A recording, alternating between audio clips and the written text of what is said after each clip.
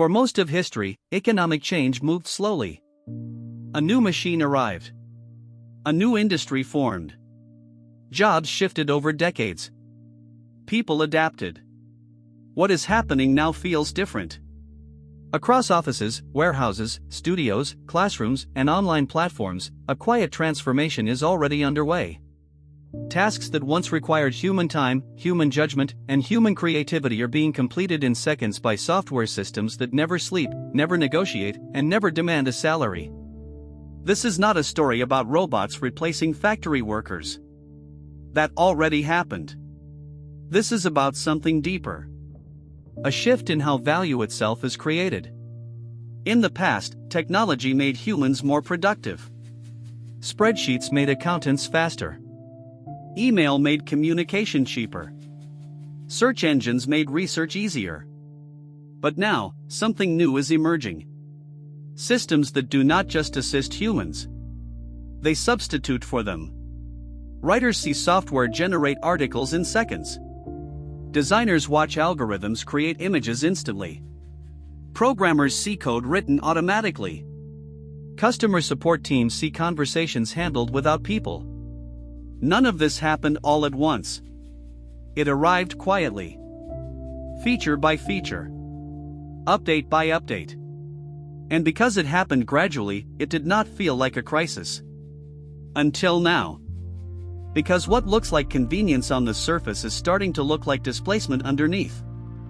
What looks like innovation is starting to look like consolidation. What looks like progress is starting to look like concentration of power. This is not just about jobs. It is about leverage. When a small number of systems can perform the work of millions of people, the balance of the economy begins to change. Not suddenly. Not violently. But structurally. And structural changes do not announce themselves with headlines. They reveal themselves through patterns. Hiring slows. Freelance platforms become crowded. Wages flatten. Corporate profits rise. Market dominance increases. Smaller firms disappear.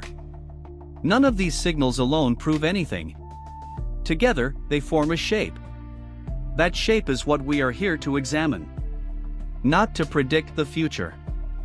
Not to give advice. Not to offer solutions. Only to explain what is happening, how it started, and why the economic system is beginning to bend around it. Because whether this becomes a transformation, a correction, or a collapse depends on forces that are already in motion. And those forces do not care about optimism. They only care about incentives.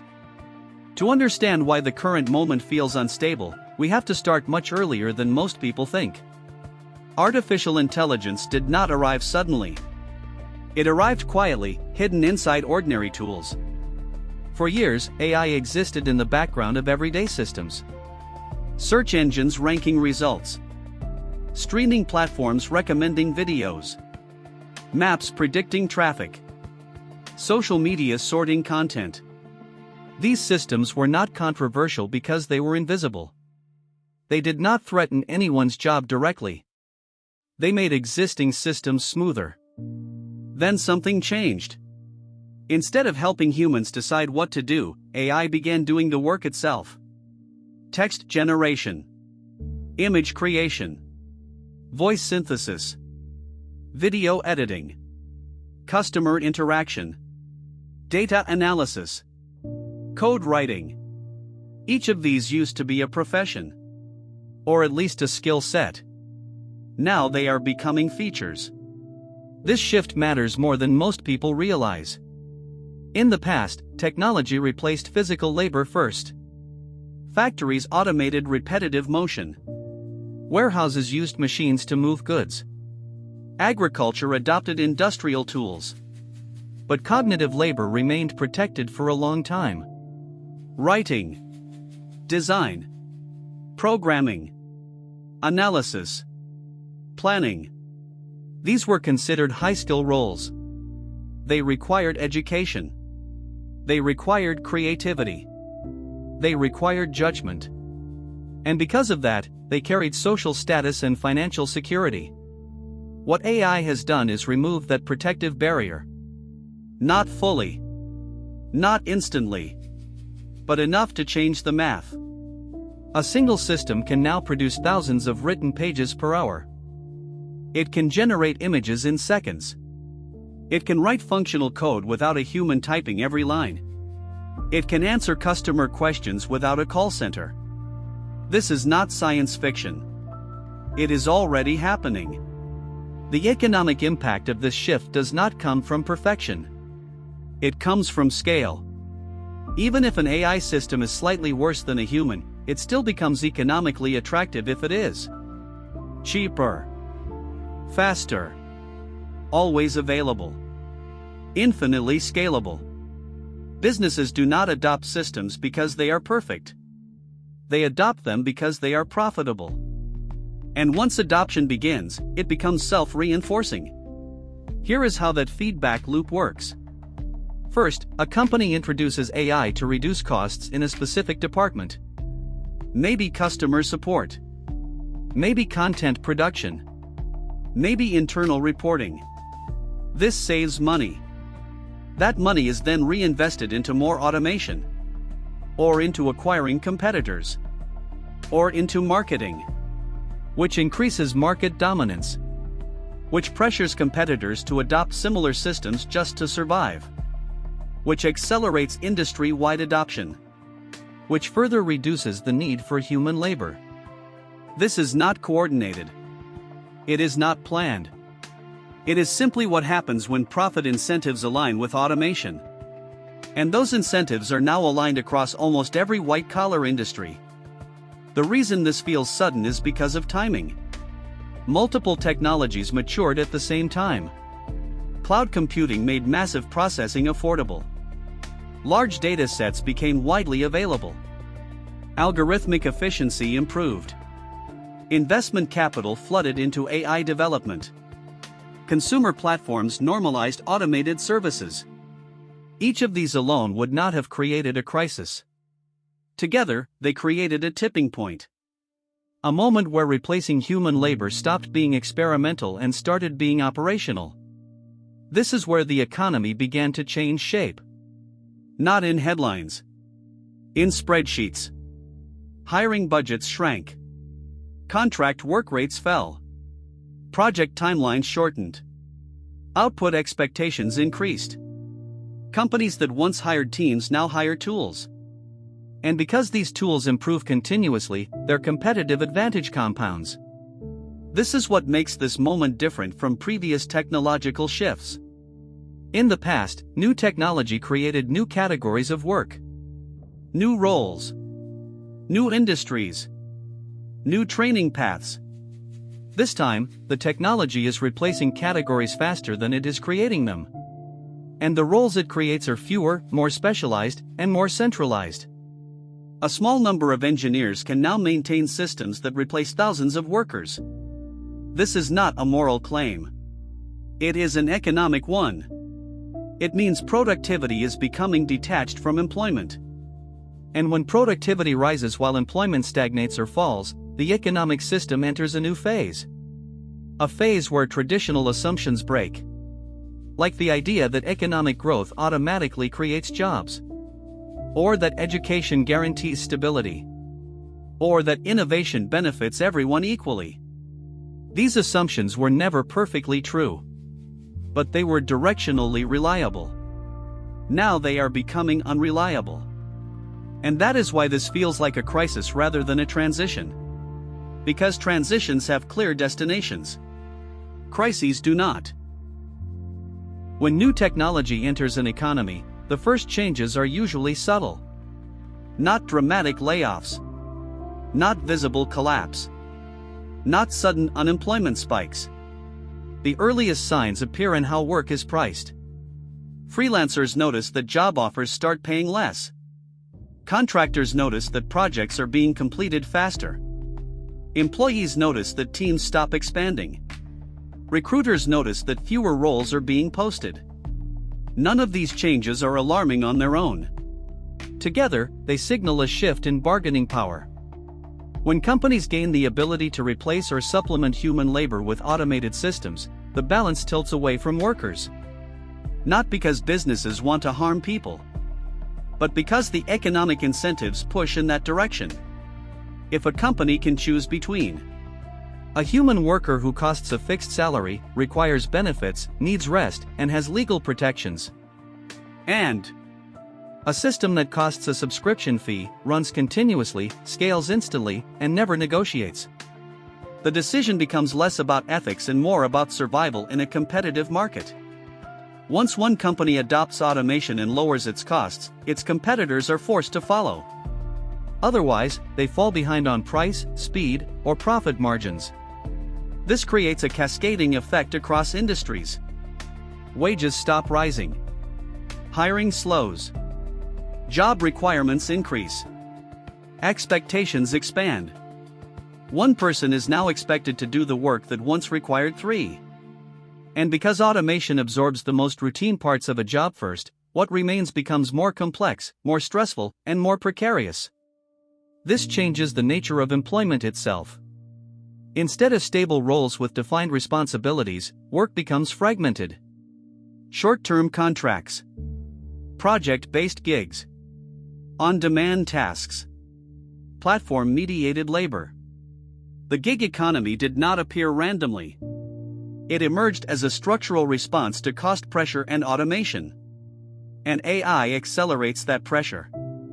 When work becomes modular, it becomes replaceable. A task that can be broken into steps can be automated step by step. A role that can be partially automated becomes a candidate for full automation. This is why displacement does not happen all at once. It happens gradually. First, a tool assists a worker. Then it replaces part of their work. Then it becomes the primary system. Then the worker becomes the backup. By the time layoffs occur, the economic decision has already been made. And because this process unfolds quietly, it does not trigger immediate public reaction. There is no single event to protest. No factory closure to document. No visible disaster to point to. Just a slow erosion of job security. The economic consequences extend beyond employment. When automation reduces labor costs, it increases profit margins. Those profits do not distribute evenly. They concentrate in technology firms, in platform owners, in investors, in companies that control the most powerful systems. This creates a feedback loop. More profits allow for more investment in automation. More automation increases efficiency. More efficiency increases market dominance. More dominance increases pricing power. Over time, a small number of firms begin to control a large share of economic activity. This is not new. What is new is the speed at which it is happening. In earlier industrial shifts, consolidation took decades. Now it can happen in years. Because software scales faster than factories. And because digital platforms face fewer physical constraints. This concentration of power has economic side effects. Smaller businesses struggle to compete. Local services disappear. Independent creators lose leverage. Entire industries become dependent on a handful of systems. And once dependence sets in, it becomes difficult to reverse. Because the cost of switching systems becomes too high. Because alternative providers disappear. Because skills tied to old systems lose value. This is what economists call path dependence. Once an economy commits to a technological path, changing direction becomes increasingly expensive. That is why early decisions about automation matter so much. They shape the future structure of work. Another consequence appears in how risk is distributed. When humans do the work, risk is shared. Businesses carry some risk. Workers carry some risk. Customers carry some risk. When systems do the work, risk shifts. Technical failures can cause widespread disruption. Algorithmic errors can scale instantly. Security breaches can affect millions. And when something goes wrong, accountability becomes unclear. Who is responsible when an automated decision causes harm? The developer? The company? The user? The system itself? This ambiguity creates legal and financial uncertainty. And uncertainty increases economic instability. Because businesses delay investment. Because regulators struggle to keep up. Because insurance models break down. All of these factors compound. Lower wages. Job fragmentation. Market concentration. Risk centralization. Regulatory lag. None of them alone would constitute a crisis. Together, they form a structural imbalance. An economy that is becoming more productive while becoming less stable. And that is a dangerous combination. Every economic shift creates winners and losers. The difference in this case is the scale of the imbalance. On one side are those who own the systems. Technology firms that build AI platforms. Companies that control large data sets. Investors who fund automation. Businesses that adopt early and aggressively. These groups capture most of the economic upside. They benefit from lower labor costs, higher productivity, increased market share, stronger pricing power. Their revenues grow faster than the broader economy. Their influence expands. Their bargaining power increases. On the other side are those whose labor is being automated. Writers, designers, programmers, support workers, analysts, administrators. Not all at once. Not in equal measure. But enough to shift the balance. The first losses are usually invisible. A contract not renewed. A freelance rate reduced. A promotion delayed. A team downsized quietly. Then the losses become visible. Layoffs. Department closures. Outsourcing to automated systems. And finally, they become normalized. Job descriptions change. Expectations reset. Lower pay becomes standard. This creates a psychological effect. People begin to feel disposable. Not because they are less skilled, but because their skills can now be replicated. That changes behavior. Workers take fewer risks. They accept worse conditions. They compete against each other more aggressively, which further weakens their bargaining power. This is how economic pressure becomes social pressure. And social pressure becomes political pressure. But before that happens, another shift occurs. The nature of competition itself changes. In a traditional market, companies compete on price, quality, service, innovation. In an automated market, they compete on access to data, algorithmic performance, platform dominance, capital scale. This favors large players because data accumulates with use, because algorithms improve with scale, because platforms benefit from network effects, because capital lowers entry barriers. This is why automation tends to increase inequality, not just between workers and owners, but between companies themselves. Small firms struggle to keep up. Mid-sized firms get squeezed. Large firms expand. The result is a hollowing out of the economic middle. More people end up in precarious work. Fewer people hold stable, well-paid roles.